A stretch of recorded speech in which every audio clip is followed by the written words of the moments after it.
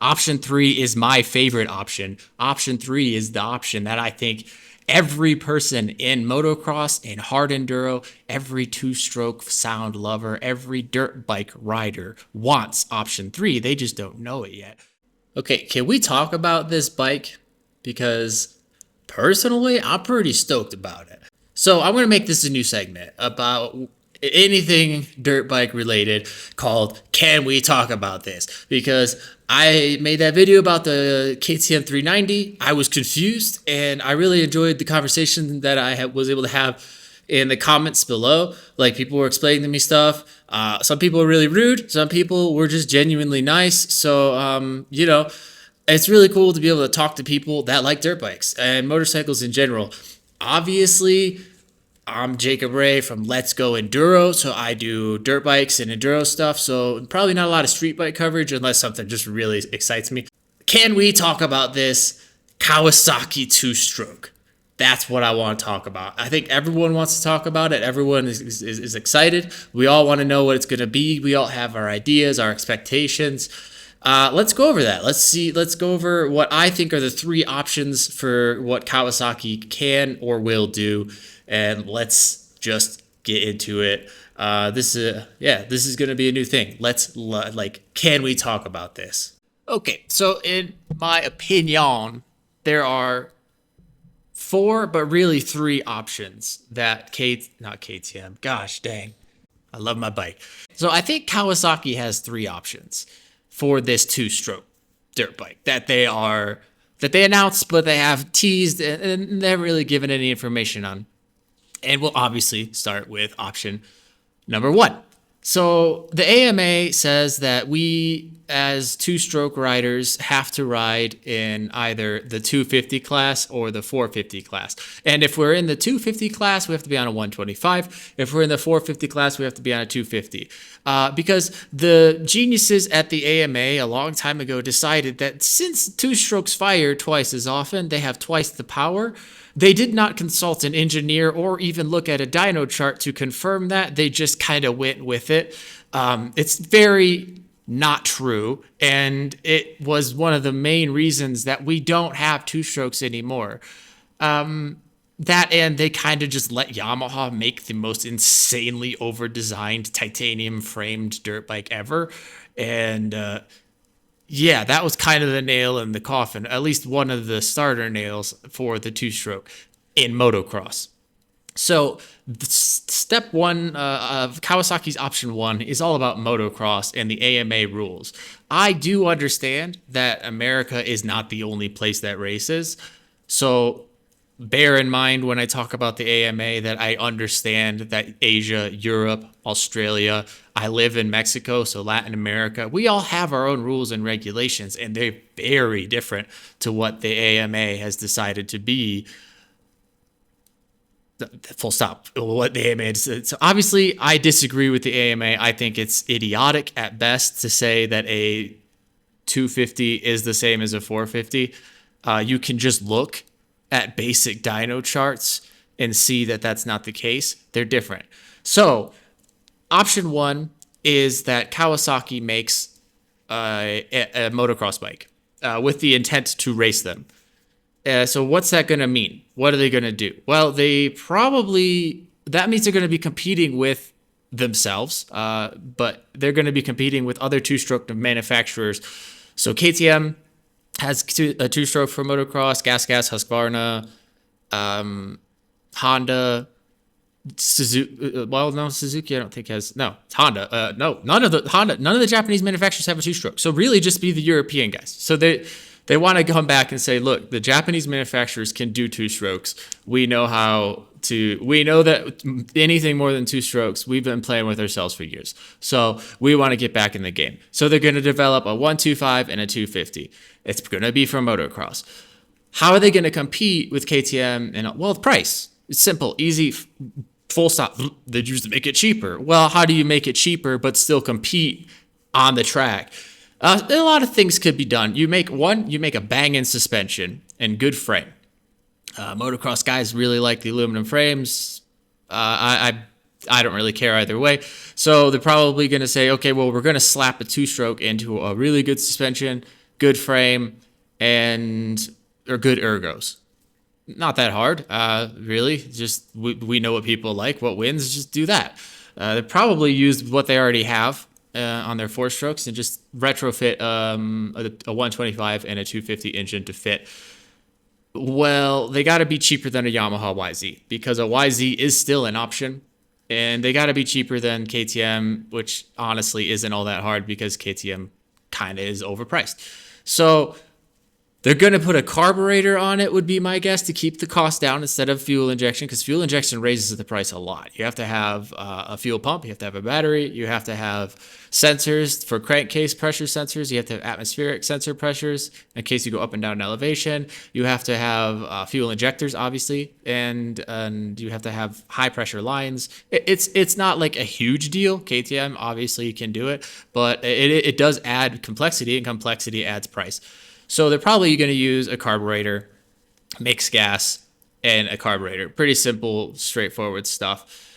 And probably just a standard mechanical power valve. I doubt they'll go electric power valve. So, and the other thing, point of contention is electric start or kick start. Well, kick start's cheaper. And you don't have to, when you design an engine with an electric start in mind, you have to design that engine around that electric start. Like KTM, when I change my electric start, it's underneath, tucked up in the motor, so you have to like pull the whole motor out basically. You can do it without it, but it's a pain, and it's really snug in there. And the new KTM's have it on top, but still, either way, the transmission is designed around that component. With a Kickstarter, it kind of sits on top. It's really easy for engineers to work around. It's also lighter, so there's that. So I would guess that if they want to compete at the motocross level, they got to build a bike at least the same price as the YZ, probably cheaper, because the YZ's been around long enough to where people know they can get parts for it. They know exactly what to expect. So if you're going to buy a two-stroke motocross bike with the idea that you want to race in the AMA classes or any class that requires you to be 125 or 250, you're going to buy the bike that it works. Also, the YZ has a really good suspension on it. The KYB is fantastic. People know it. It's a known thing. So what they're going to have to do is come in under that price. I think it's possible. I really do. I think that it'll be a standard 125 or standard 250 engine with the standard motocross, just banging power band way up high. And yeah, it's not a really hard thing to do. That motor is very simple. Two strokes are super simple to make. So that's option one. I think that a lot of people will be excited about it, but I don't think it's the best option personally, because two strokes in motocross are not really a thing. So when I talk about riding, I always say it's like 90 or 99% the rider and then 10% the bike, right? Well, at the top levels where you're going to see these bikes, like the CRF 450 and the Yamaha's 450, like the pro riders are going to win or lose on these bikes. And those directly relate. Like you winning a supercross event, winning a motocross event, that's eyes on your brand. That directly correlates to how many people come in and buy those bikes. You're never going to see a 250 at that level winning. The reason is that because a 250 two-stroke is not a 450. They just don't have the same oomph. They're not the same. They should not be in the same class. That's a whole can of worms. But so I don't think that's a good idea. I do not think it's a good idea for Kawasaki to attempt to make motocross bikes that are within those regulations, because they're not going to be able to say, hey, look, we're winning, come buy it. It's a winning bike, come buy it. That's not going to happen. There's a lot that goes into that statement. Many, many, many years of four-stroke development, many, many, many years of the AMA basically shunning away the two-stroke, and many years of the so whatever, it's irrelevant. You all get it. You're smart people. We know why that's what it is. I personally love two strokes. I'm not saying that I think they're not as good. I just think they have a different purpose, which brings us to option number 2. In my world, which is not motocross, hard enduro, hair scrambles, what I think Americans call like woods racing or off-road racing. Guys, hard enduro is very different. to enduro. Enduro is very different to hare scramble. They all have their place, but in my world, which is that having a two-stroke is like a must, especially hard enduro, because those little bang bang bangs happen twice as often. It's really easy to lug super low and just through a really slippy or bouldery section. And yeah, they're tuned different. So what option number two would be Kawasaki doesn't say it's going to erase AMA. It says instead, I'm going after the hard enduro guys. I'm going after the trail riders. And I think that's a really solid move. The reason being that they are going to be competing with brands like KTM, Husqvarna, Gas, Sherco Beta, all those people, and that's tough. But let's say that the KTM brands are the more expensive brands, right? They are, and then Yamaha exists, but they don't really have an actual contender simply due to the fact that they are kind of built. Their power curves are all over the chart. They're like either on or off, which is cool for motocross, but off-road is not. So you build a 300, which Yamaha doesn't have, and you go after the hard enduro guys. So you don't want to compete with KTM, so you make your prices lower. How do you do that? Well, you put a carburetor on it, and honestly, a Kickstarter is kind of a deal breaker for a lot of enduro guys. So if they can like just fit an electric start in there, that would be a big deal. The reason being for that is not that we are all a bunch of sissies and don't want to kick our bikes. I have a kickstart on my bike in case the electric start fails, which it has. And I have had to race with kickstart. Not a big deal. No worries. But having both is a necessary thing. Like you can't, like KTM got rid of the kickstart for the most recent models, which I think was just dumb. I don't know how else to say it. It's just a dumb move. Because yeah, I've had my electric start go out on me, and I would have just been out of the race. But I had a Kickstarter on my TPI, my 2019, and I just kickstarted it, and back in road I was good to go. So I think that if Kawasaki wants to get into my world, into the world of Manny Lettenbichler and Billy Bolt, they have to make a 300. It has to have e-start, and the carburetor. That's fine. Sherco and Beta, they all use carburetors still, and people love those bikes. Those are great bikes. Yeah, so there's really no bad thing against having a carburetor. It does kind of suck for guys that don't want to do jetting, and someone like me who goes from, I live at like 10,000 feet, and I sometimes race at sea level. So I would have to know how to rejet it and get a jetting kit. It's not the end of the world. We have to mix gas and blah, blah, blah. Like it's all stuff that isn't a big deal, especially if the price is right. So if they have an e-start and a counter, and this is also another important point, a counterbalance two-stroke, so it's not rattling you to death for what I race 2 hours.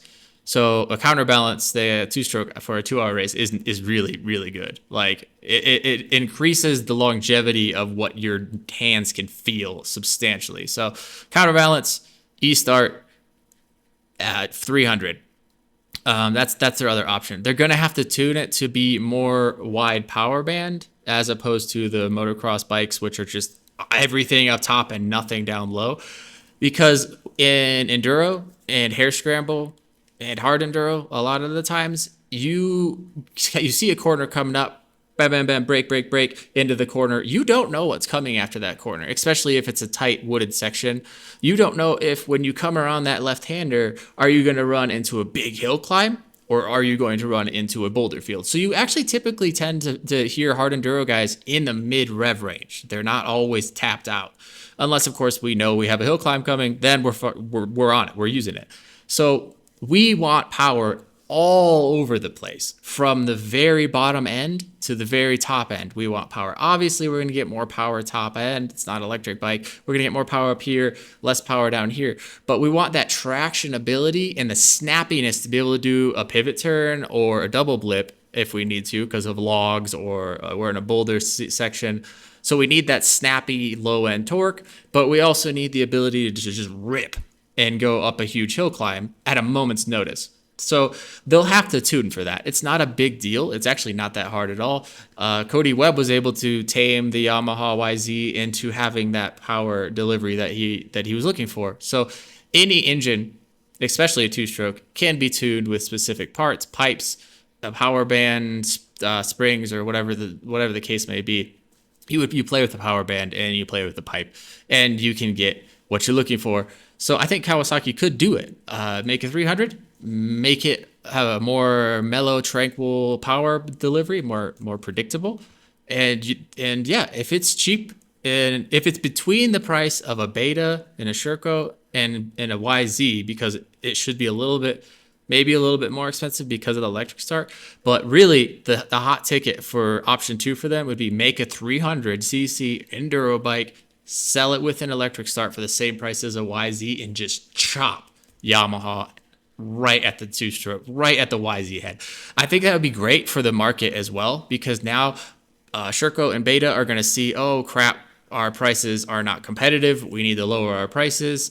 And they will, and then Yamaha would say, oh crap, people really want this electric start and they want a smoother engine and they want a 300. Maybe we should develop it. Honestly, if Kawasaki does option 2, make it 300, make it hard enduro ready, they could really upset the market. I think they could change the market. They could say, we need this. We need YZ priced bikes or cheaper, and we need them with electric start, and we need them to be 300 cc's. Because the 300, I know I can do what I do on a 250. I can do what I do on a 150. I've done it on the CRF 150F. You can do it on any bike. But on the 300, it is just night and day easy difference. So that option 2 is really just, is in my opinion, the probable, if they want to go after hard enduro, if they want to go after off-road guys, they're going to make a 300 and they're going to make it cheap because they got to compete with known brands. Right? So there's option 1, motocross, 125, 250, one of those or both. Balls to the wall power, kickstart, no e-start, carburetor.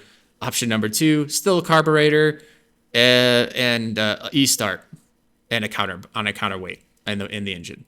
So it's a smooth electric start, smooth power delivery. I think it's good. Aluminum frame, just whatever the frame they're using. I like pro riders care about the frame, but I think the normal rider, we are not going to notice whether it's steel or aluminum frame. I know a lot of guys are going to say they do, but I think we notice characteristics like suspension and engine a lot more than we notice frame. So whatever, make good suspension, which Kawasaki has connections with good suspension, make smooth power delivery, make hard enduro bike good. So those are the 2 options. Option 3, which is the most exciting option. It is the most asinine, the most, it's the one that they're not going to do, but they should. It makes no sense at all. Option 3 is my favorite option. Option 3 is the option that I think every person in motocross and hard enduro, every two-stroke sound lover, every dirt bike rider wants option 3. They just don't know it yet. What's the one bike that we all look up? And we don't care how old it is, we want to buy it. It's a 500cc two-stroke. If you could just do it. 500 cc's. That's the number. You put a counterweight on a 500cc bike, you put an electric start on a 500cc bike, and you sell it, the price is irrelevant. I honestly believe that KTM, Husqvarna, Gas would be, they would have a run for their money if Kawasaki just came out and just dropped a 500cc, even if it's a carburetor, even if it's not fuel injected. But if they do drop a 500cc, because it's a 500, because all of our lives in the dirt bike world, we got our 65. Our grandpa said, it's not as fast as my old 500. We got our 110. It's not as fast as the 500. We got a 125, 250. It's not as fast as the 500. We got a 300cc. It's not as fast as the 500. We got a 450 four-stroke, the hammer of hammers. Grandpa comes out of the freaking woods, out of the grave, and says it's not as fast as the 500. We all know what the 500 is. The 500 is the you're not as fast as me bike. I know it's all the rider. We all know that the rider is what matters, that it's the CC of the engine does not matter. But there's no way in hell you're going to tell me that the guy rolling up to the track unloading that 500 isn't the cool guy. I'm just saying, having that 500 on the side of a new bike, it opens up the world for R&D. It opens the price a lot. So if they go for the motocross world, they have to have a low price. If they go for the enduro world, they can't compete with KTM because they're not a known brand, just like they're not a known brand for two strokes in the motocross world. So both option 1 and 2 requires them to have a cheaper bike. Option 3 does not require them to have a cheaper bike at all. They can just straight up come out and say, I want $15,000 for this. Because if you go look up a restored 1980 whatever, I'm just saying, like, you go look up an old 500cc two-stroke, that's how much they cost, especially if they're like restored like new. And to be honest, let's just drop a truth bomb here. That 500cc that's old has crap suspension. The frame is crap because it was probably crap when it came out compared to modern bikes. But now, after all these years, it's worn. It's bad. The brakes, probably not very good. The ergonomics, probably not very good. So, like, the engine might be spectacular, but all the other things, like engine, 10 out of 10. Ergonomics, 1 out of 10. Okay, suspension, 1 out of 10. They add up to be a kind of a bad number. You take a modern bike and you throw a good 500cc counterbalance, dare I say fuel injected electric start, because kickstarting at 500 is like a leg breaking nightmare. You throw those things into a 500cc bike, you can shut grandpa up. You can finally look at your grandpa or your dad and say, hey, it's a 500. So like, all of our lives, that number has been looming over our heads as dirt bike riders.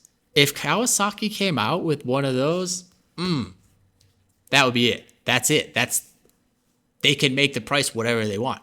I'm not saying they should. I think they should still be around 10, but I wish they would be cheaper. I want them to push the price of two strokes down. But if they drop a 500, it justifies the price, and it would justify the fuel injection, the electric start. It would justify the technology to make a modern two-stroke crank balance and all that stuff. So they're probably going to go with option 1. They're most likely going to try and say, we want a bike that can compete at AMA races in the classes. So it's going to be a cheap 125 or 250. That's cool. I love it. I love the idea of having more two strokes in the market. Awesome.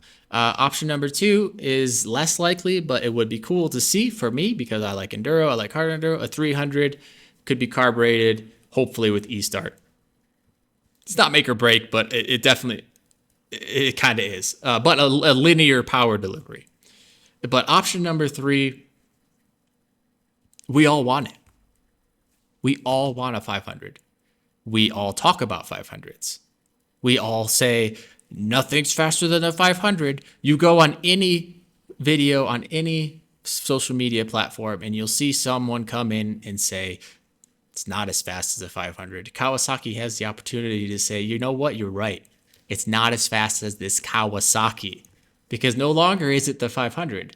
Now it's the only singular 500cc two-stroke being sold to the public. You don't have to go to BRC to buy a $10,000 upgrade kit or whatever it may cost. You just go to Kawasaki and you buy it. So people won't be saying it's not as fast as a 500. They'll be saying it's not as fast as a Kawasaki. And damn, would that be awesome for Kawasaki. Now, I'm not a huge Kawasaki fan. I've never owned one, but there are people out there that are. But I think that if you put a 500cc two-stroke with modern amenities on it, good suspension, good frame, good ergos, e-start, counterbalanced, carbureted or not, I don't care. If you do that and you drop it, they're not going to be able to keep that thing on the shelves. That's pretty much all. Those are my 3 options. There's probably something else, but let me know what you think. What do you think? Is this going to be e-start? Is it going to be kickstart? Is it going to have a counterbalance? Is it not going to have a counterbalance? Carbureted or fuel injected? Is it going to be for motocross? Is it going to be for enduro? Or do you think this is just the start of Kawasaki saying we're going to try and do all of these things? Or are they just going to do what YZ does and make a 125, 250 and say they make a off-road one with put an X at the end, but really all it is softer suspension and not do a damn thing to the freaking power band? Yamaha. Uh, Learn from Cody Webb, Yamaha. Learn. He's teaching you. He's a great engineer. He's an incredible rider. He's showing you what an actual off-road bike's going to be. Or back to Kawasaki. Or are they going to do option 3, which would be such a huge deal, especially in a world where the Stark Varg exists, where most companies, where companies like KTM, Husqvarna are going electric. They're saying electric is the future. What if Kawasaki just said, you know what? I'm dropping a 500cc two-stroke. Like, that's like the most gnarly, most rad thing they can do. I doubt they're going to do it though, but if they did, oh man, it would be so cool. It'd be so cool. That would be I genuinely believe that if Kawasaki dropped the 500, that they wouldn't be able to make enough of them, because everyone from 25-year-old to 55-year-old has always heard or seen what they can do. But most of us, myself included, I've never even seen one in the real world, let alone been on one. Bring it back. Bring Kawasaki, bring back the 500. Bring back the 500. All right, that's it. I'm done. I'm done. I just you know what I think. What do you think? Let me know. We've been down this road, man. I really want a 500. I don't. I don't even know if I would use a 500. That's the thing. That's why I don't think they'll do it. There's like no reason for it. It doesn't fit motocross. Doesn't fit hard enduro. But neither Ferraris exist. Supercars exist, and they don't fit anywhere. I don't know. I don't know.